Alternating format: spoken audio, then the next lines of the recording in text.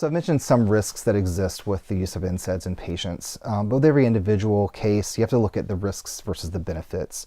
So in a young patient undergoing surgery, the benefits of using a nonsteroidal anti-inflammatory drug for postoperative pain and inflammation is going to be very significant. And there's going to be very minimal potential risk for that individual patient.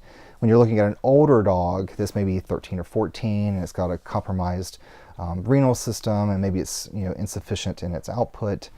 Maybe has some hepatic issues, there's going to be a greater risk for side effects in that patient. But you have to look at the big picture.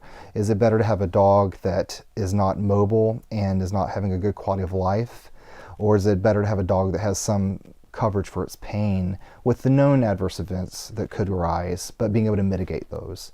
And in that plan, you might want to look at other modalities for mitigation. So that might be including GI protectants. It might be more frequent monitoring. It could be other modalities such as physical therapy or other concomitant drugs that may help reduce the quantity of NSAIDs that you need.